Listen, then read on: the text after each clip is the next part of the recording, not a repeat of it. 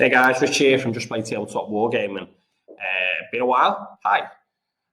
I'm here today to mainly introduce a resource that I use to conduct and to use my terrain maps at the tournaments I run. Free, anyone can use it. It's dead simple. And if you're a tournament organizer and you think it might be useful, I hope it is. Before that, I'm going to talk a little bit about why I do it and what has prompted me to create this video today. So, been to a few tournaments recently that have used player place terrain, and I don't like it. Is the short of it. I think terrain maps are better because they allow the organizer to set up a fair battlefield, a battlefield that can create some interesting, ways to play, but fair. It also helps save time when the game's start, generally. If the board is already set up or if the players have a quick map to follow where to set it up as well. This is compared to player place terrain, which I feel adds to the game in just a not a positive way, I guess. I think it really rewards the people who are savvy to it, which I could say that about any rule, right? Or it's just a skill, it's something else that you bring to it. But it can create a sub-game that can delay the start of games, can take too much time, and at times can win the game there and then. There's some extreme examples of this, like maybe bottling deployment zones up too much with impassable versus an army that's too big, can't fly, has massive bases. Maybe that's combined with your own faction terrain, like say multiple deepkin boats, where you can really create negative ways to move around the battlefield. Or it might be that a shooting army could clear the center of the board completely, so it could shoot whatever it wants, and there was no use for the terrain at all, even if the tournament organizer had maybe put in obscuring rules or lots of wildwoods or made their own things up to help impact that. So I think people who are super savvy to it can really, really take advantage of it. I don't like it. I don't like seeing a game won at that point. I don't like a silly sub-game before the game starts as well, which has a mixed bag on happening as well, because it's just not consistent. Some people are like, and that's fine, right? If some people just want to throw the board down evenly, I try and do that, really. Just say, do you want me to just do a fair board, and do you want to roll off? And normally people want to roll off and do something clever or not, or try to, or actually do, Certainly I've been to tournaments where it's been hyper-competitive, or the opponents have been, particularly team ones, where we've had to stick to that, and try and take away advantages where we can with it. So, I think hopefully that sums up what I think about the two. And why I've done it is because, like I say, I've been to a couple of tournaments recently which haven't had player place terrain, sorry. And I always never ruins my tournaments experience or anything, right? Like, they're always great. It's just a minor thing that I think can be improved on. I certainly try to improve at our events. I think the first thing you've got to think about, and this is another part why I feel the tournament organisers need to do probably a little bit more about terrain than just leave it to the rule book as well. Some people are very good at it, or if they're not very good at it, at least they pay attention to it. They have a certain direction where it goes, whereas I really dislike going to the ones where it's just left for me to have a discussion with the opponent about how the terrain's going to be. Particularly if, maybe again, one person's got a stronger personality, has more understanding on how it might impact the game on a long run, be it that they're just taking advantage of flyers, whatever.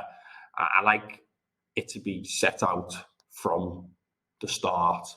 And again, particularly against some people, maybe you want to try a bit hard with it. It can be, again, a bit like tiresome trying to get the terrain just playable rather than some gaming advantage to it. So I think there's some good benefits for a tournament organizer to do some due diligence beforehand. That's hard. Not everyone might have the terrain sets that can suit doing perfect boards. I don't know. They scramble what together they got from all their clubs, which are going to put on this, event for them, for the locals and for the friends and the wider community, which is great. Investment in terrain, building terrain versus profits, hiring venues that come with terrain. There's loads of different reasons that people may bother to do this or not bother to do it, or it's not possible for them to really do it, because it does require you to have a good handle on what you've got and assess your terrain pieces so you can fit the maps or label the terrain so it does suit. The T-Sports Centre, Rob, Wargame, etc., they do a really good job. Their terrain sets are built with the game in mind, and he wants his terrain to impact the game in a certain way. I don't completely agree with all the ways his boards are done, but he's got it laid out. It's done. It's dusted. It's thought about.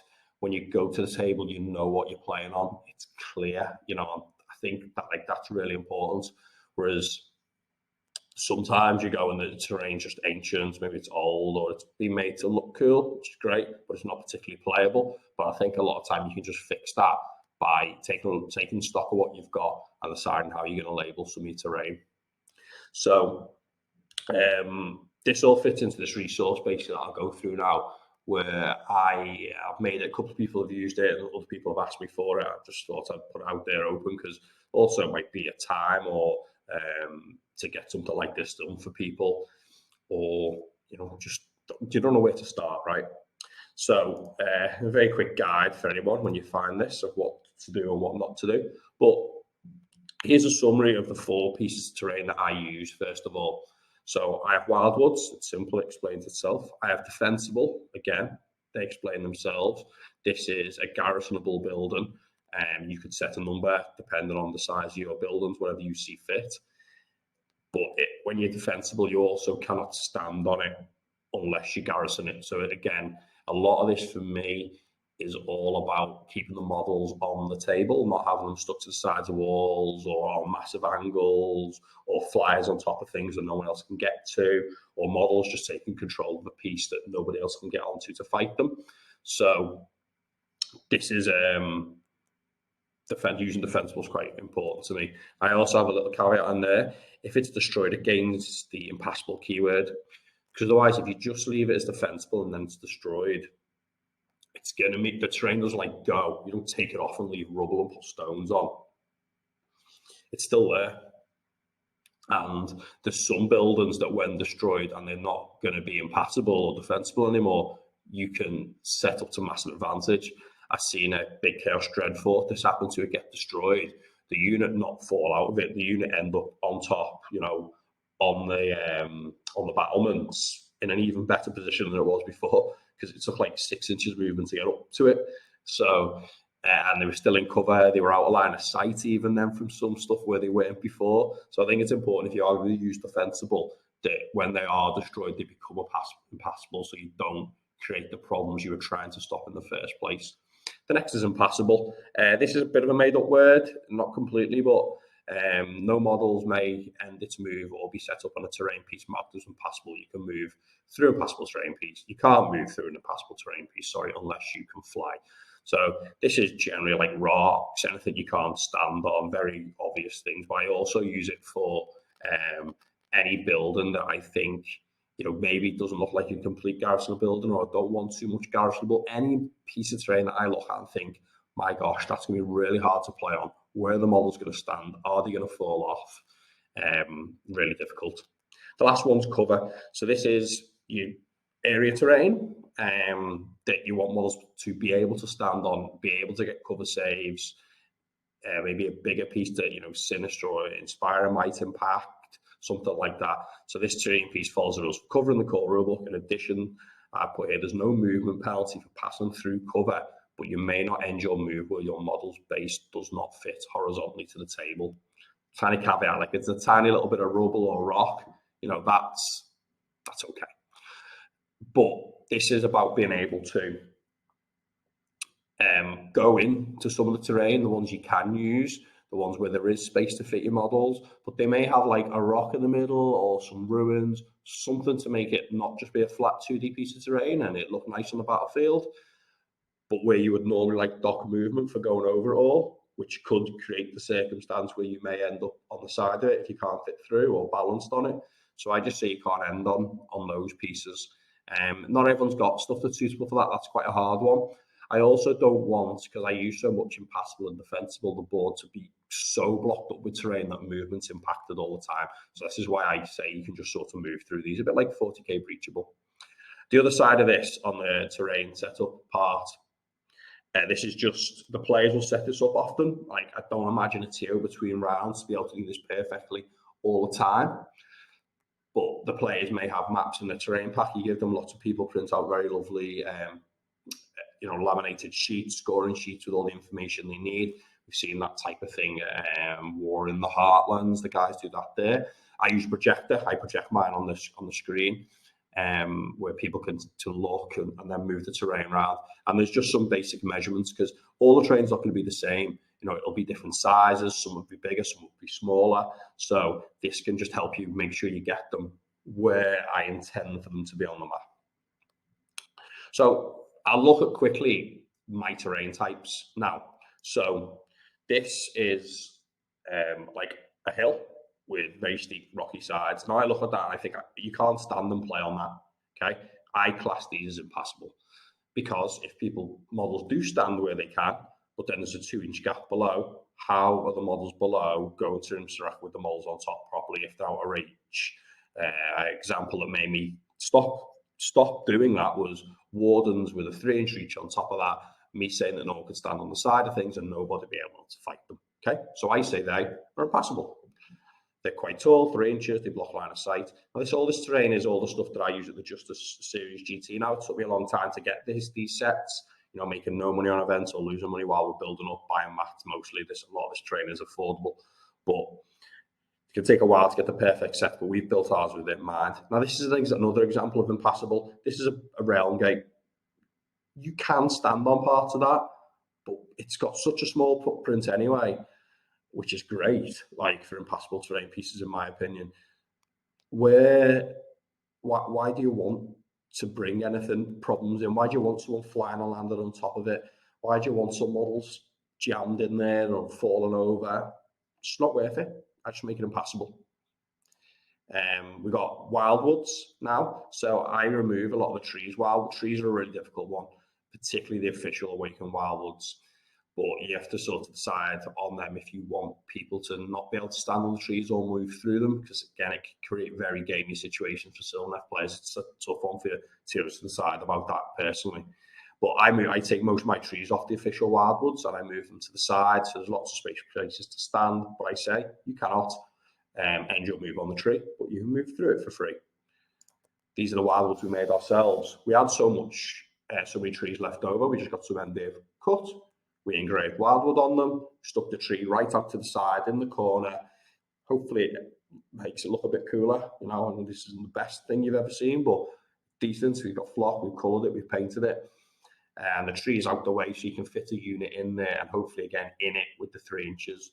Now, something you want to think about when you're using the wildwood rules, a lot of people say, you know, treat this as a wildwood or this completely blocks line of sight. You got to be clear if you're using the wildwood rules as is, or you're using some like adapted version of them where you just want like complete line of sight blocking for every model. Doesn't matter what size it is, doesn't matter if it's a big monster, if it's got X wounds or more, or not. Because again, you know, if you're not clear about this, you're going to see people playing it different ways. I always use the wildwood rule myself. Because for me, because the game's established what you can always see and what can always see you, and I don't want to change that personally by making things true, you know, line of sight blocking. Same reason, like, I don't agree that 40k Knights should have perfectly made ruins for them to stand behind everywhere, because, you know, there's an obscure rule and they don't fulfill the conditions of it. So it's the same as that in this. What you have to be careful of, you're going to give the Wildwood rule to terrain pieces, which is something I mentioned in the summary at the start. They need to be more than 3 inches, right? Or the rule doesn't work. You know, this was brought up to me again at one of my events and was like, oh, what do you mean here? And they were right, because it was just a wall that I wanted to give the Wildwood rule, but because it was less than 3 inches, it didn't do anything. Again, you've got to be careful, you've got to get your wording right. So you can say that it's the Wildwood rule. You could change the distance. You can make it an inch, you can make it as long as you draw half an inch, a millimetre in, you know, whatever you want to use with the line of sight blocking. But it's really good to get some on the board, and you can go as hard with it or not as you want. Now, this is a cover piece. You see it's got a rune on to make it look nice. Official Azurite runes, we've got them on all of them. This piece, I don't want people losing movement across this, along with all the impassable and all the defensible I put on. So I just say you can move through these freely. You don't have to measure any distances to go over them, because I just want it to be clean, easy to use, but you can't stand on them. And that also means that you might not be able to get within half an inch if you make a charge, or your reach might not go over enough. But as long as you don't stand on them, you can maintain coherency on them easy enough. That is a good example of the cover that we use as well. Last one is a good piece of impassable. This is just a rock. It's a 3D printed, you know, cool looking rock all painted up. It can hide small units, small figures behind it with the true line of sight rules quite easily.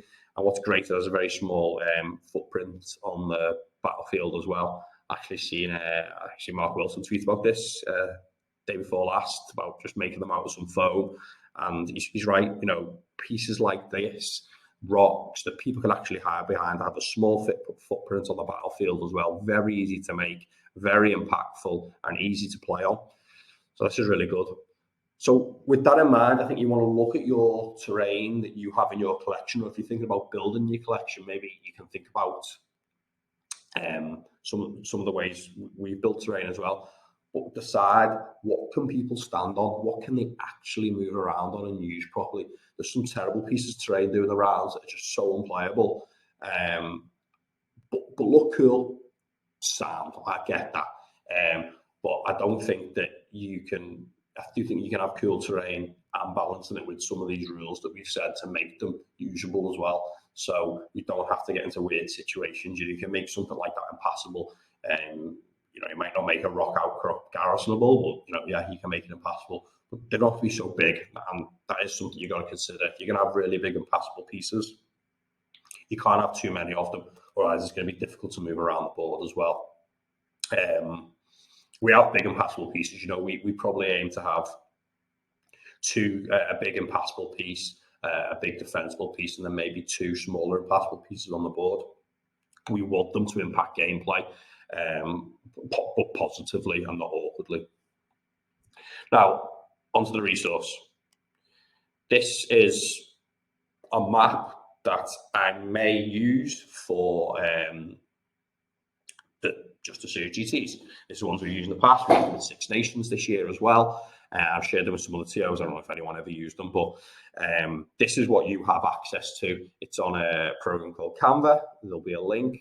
You can just go onto it and you just follow my instructions at the start. The first one is make a duplicate of it for yourself. Okay, don't mess with the master. Just duplicate it, and then you can do whatever you want. It's all very, very easy, intuitive to use. You can click on the pieces that are on here, you know, the castle. You click on it, you can duplicate it, drag it around, make it bigger, make it smaller, remove the words if you want.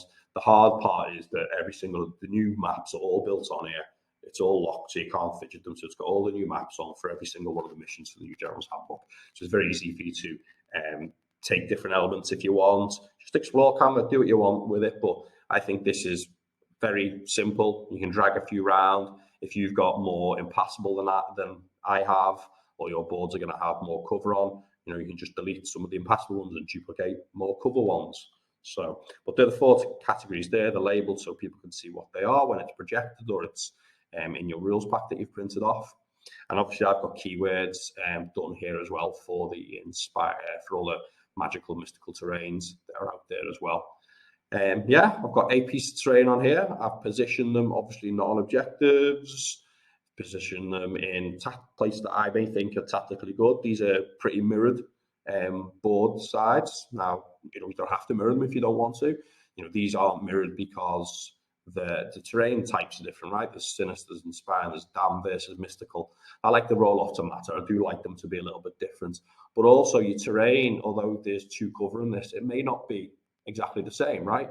You don't necessarily going to be the same. If you look at this terrain piece here, some of those Azurite ruins aren't fully blocked line of sight blockers. Some of them have got doors in. So there's subtle differences. Some of them might be bigger. So there's plenty of ways that a board might be differently impassables in the center here that are both arcane. One could be bigger than the other one. So the boards are really ever exactly the same, even if the terrain is mirrored about. What you can pay a lot of attention to is see where on the defensible terrain pieces, they're not wholly within the territory to dish out, right? So you can't start the game deployed and you have to move into them if you want. They can be desecrated a little bit easy because they're just towing out. So these are things that you can think about when you look through these maps.